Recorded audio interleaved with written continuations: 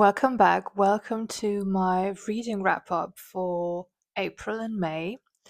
If you're new here, hi, I'm Anna. Just a heads up, the weather is crazy at the moment, so the lighting might switch from dark to bright and back again throughout this video. I apologize, but I'm sure we can still have a nice chat about some books that I read.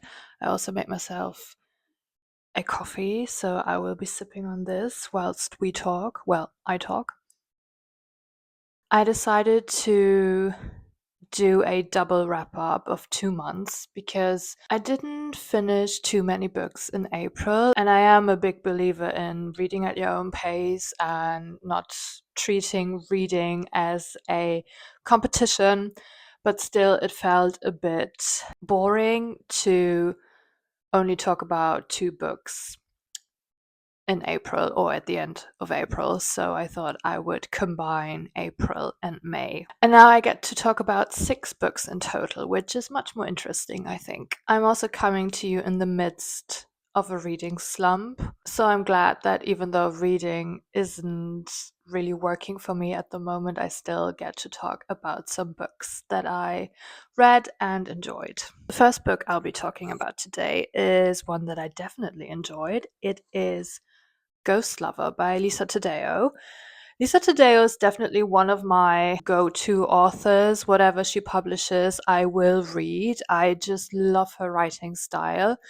Animal by Lisa Taddeo is one of my all-time favorite books. So another recommendation for you if you haven't read Animal yet. And of course, I will also recommend Ghost Story to you.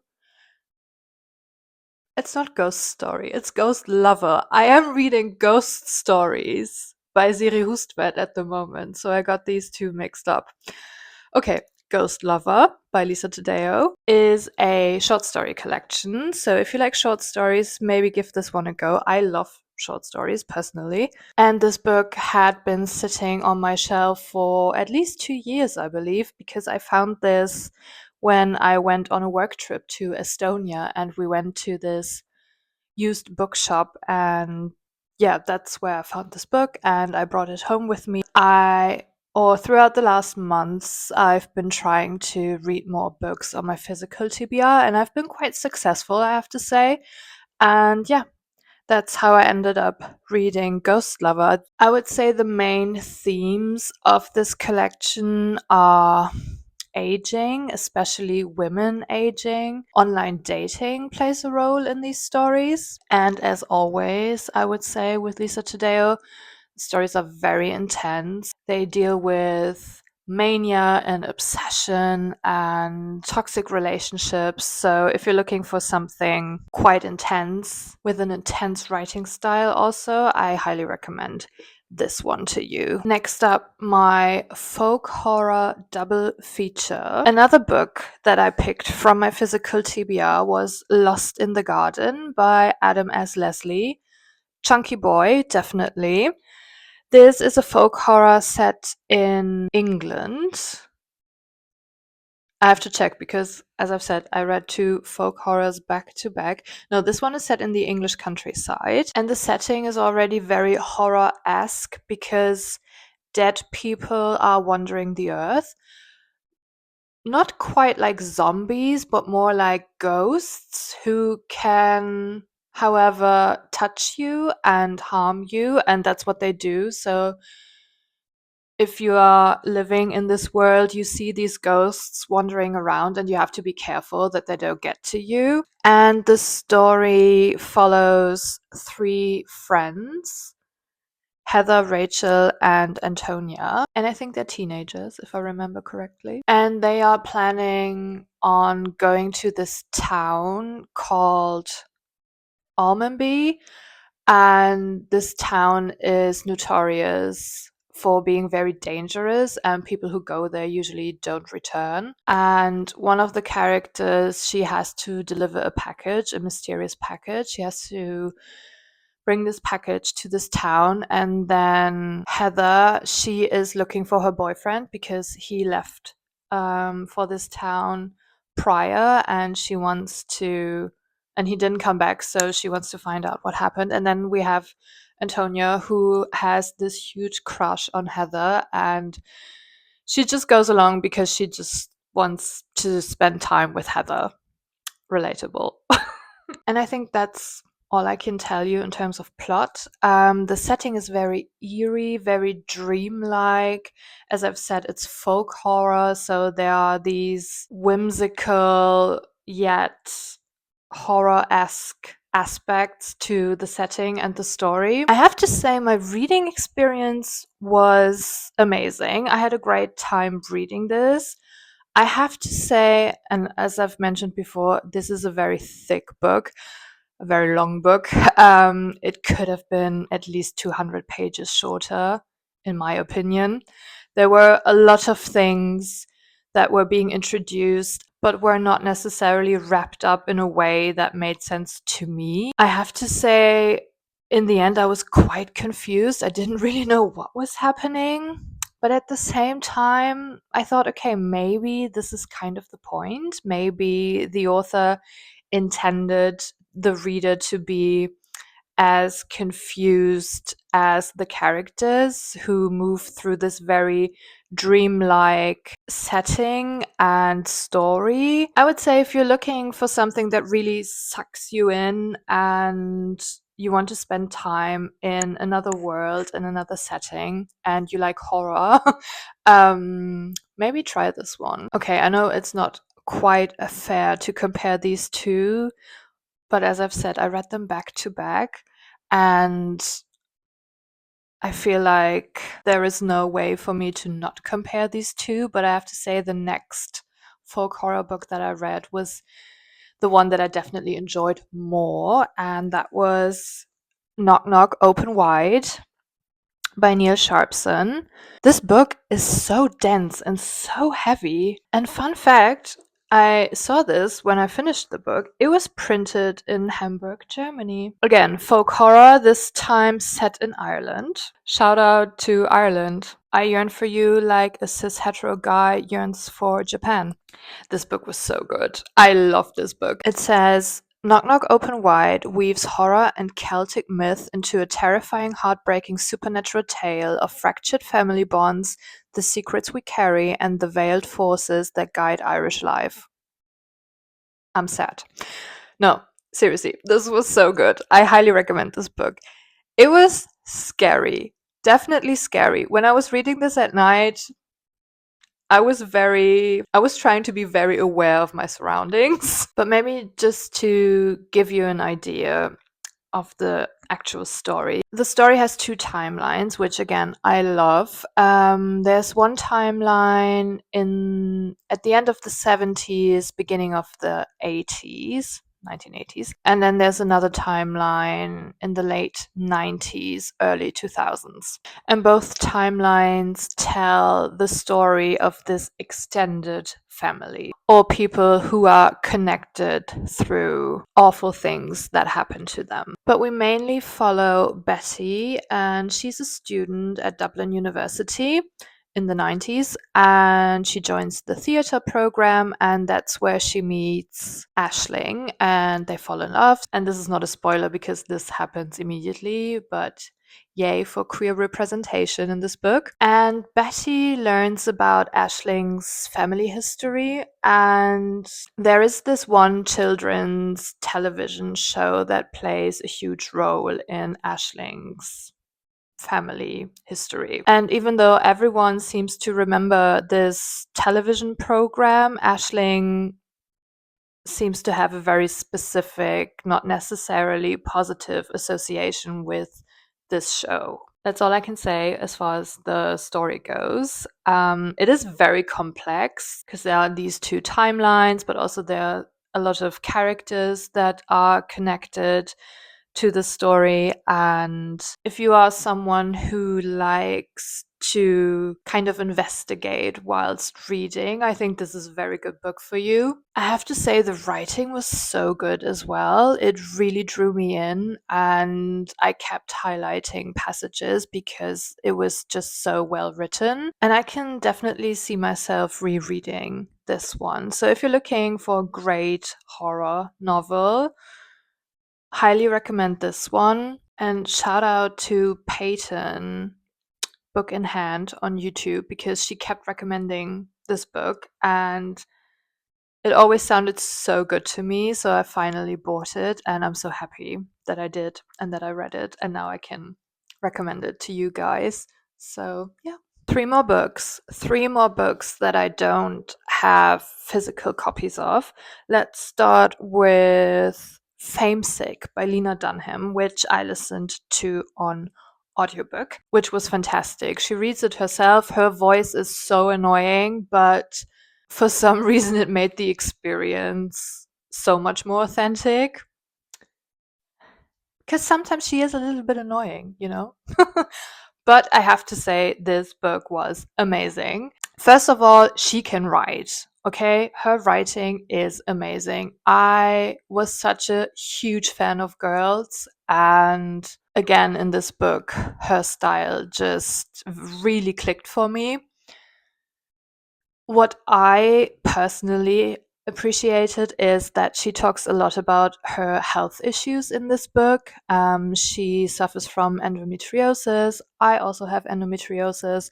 I just really connected to the way she talks about what it is like to have a chronic illness. And I'm just so grateful because, on the one hand, I felt very seen. And on the other hand, this book is so successful at the moment that I'm just really glad that a lot of people who might not have a lot of experience with chronic illness, or maybe don't know people who are chronically ill, learn about what it's like to live with a chronic illness. I mean, she's still a very rich and famous person who is dealing with these issues, and of course gets a certain type of treatment that maybe someone like I don't get, because I'm not rich and famous. But still, I very much related to her experiences and, yeah, the way she talks about them. But also, if you are chronically ill, maybe just be aware when you read this that it can affect you in a certain way. I definitely had to take some breaks and, yeah, just listen to these parts in small dosages. But yeah, what can I say? Believe the hype. It's really good. It's well written. It's at times very annoying. But really honest, I would say. The only thing that kind of fell a little bit flat for me, but again, it's a memoir. I can't talk about a person's experience or how they deal with it. But I feel like the end of the book focused very much on the relationships or the men that she was having these relationships with. And I was a bit bored, to be honest, because it felt a bit male centered. But again, she addresses this and she says, okay, I am boy crazy. So yeah, I guess can't really judge her for that. Or at least I can't judge her for writing about her own experiences. Um, but yeah, for me, it was a bit boring in the end. But I'm also sure everyone has read it by now, so I don't have to make a case for or against this book at this point, I believe. Next up, I read another memoir, and I don't have a physical copy because I read my friend Chelsea's copy of this book, which was Strangers by Belle Burden. Belle Burden is such a great name. I love that name. This book is about Belle Burden's divorce. So her husband, well, she's married and they have 3 children, I believe, who are all preteens, teens, and they live in New York and they have this house on Martha's Vineyard. So rich people alert. And I think both of them are lawyers, even though she doesn't really practice anymore. And just one day, random, during COVID, he decides to leave the family. He has an affair, which he discloses to his wife. Yeah, just this classic tale of husband leaves wife for younger woman. But it comes out of nowhere. And Strangers, so this book, is Belle Burden's way of dealing with this big sudden change in her life. And the way she writes about this is what really drew me in and kept me going. I wouldn't necessarily say that the story was super interesting to me, but the way she writes about it is just, I don't know, it felt a bit like we were sitting in her living room just having coffee, having a glass of wine, and her telling me this big thing that happened to her. And I wanted to know everything. And I was like, okay, keep going. I think the book was developed from an essay that she had written for the New York Times, and that was published in the New York Times. Also, if you just want to read about the worst man in the world, if you need some rage bait pertaining to men, definitely read this one. And finally, I ended the month of May with another memoir, another audiobook, a book that I had been waiting for, and I had already pre-saved it on my Audible because I was so excited for this book. And that was Dogs, Boys, and Other Things I've Cried About by Isabel Klee. You might know Isabel. I know Isabel from TikTok. I have been following her for years. She lives in Brooklyn and she fosters rescue dogs. And what is so special about her fostering is that she takes care of these rescue dogs that are considered very hard cases. Sometimes they are even considered to be put down because they might not recover from the traumatic experiences that they have had, or they're super sick. And Isabel just takes them in, and for some reason, she manages to bring them back to life, and they all get a second chance and they get adopted. And yeah, I just love watching her content and following these dogs' journeys. And now she has written a book about her fostering these dogs, but also about dating, hence the boys in the title. It's just her telling her story throughout her 20s and throughout the pandemic and her dating life, and also these dogs that she fosters and has fostered. And I quite liked the structure of the book and how all of these different things in her life were weaved together to create this story. I thought it was so relatable, the way that she describes her early 20s, living in a big city, kind of finding your way and struggling with jobs and flat shares and yeah, just 20 something things that you have to figure out. And she just writes in such a charming way. And again, she narrates the audiobook herself, which was also quite nice because you already know her voice from her TikToks. So, yeah, I was so happy that this book was finally out and that I finally got to listen to it. I would say this is not just for people who are interested in rescue dogs, but again, listening to someone telling you their life story and maybe relating to it here and there. So, yeah, if you're looking for something in that vein, definitely recommend this book. And at least for me, this was definitely a highlight. Okay, that's it. My coffee is empty. I have talked about all the books that I read in April and May. I hope you got some inspiration, and let me know what was your favorite book that you read recently. Let me know in the comments, and then I will see you very soon. Bye.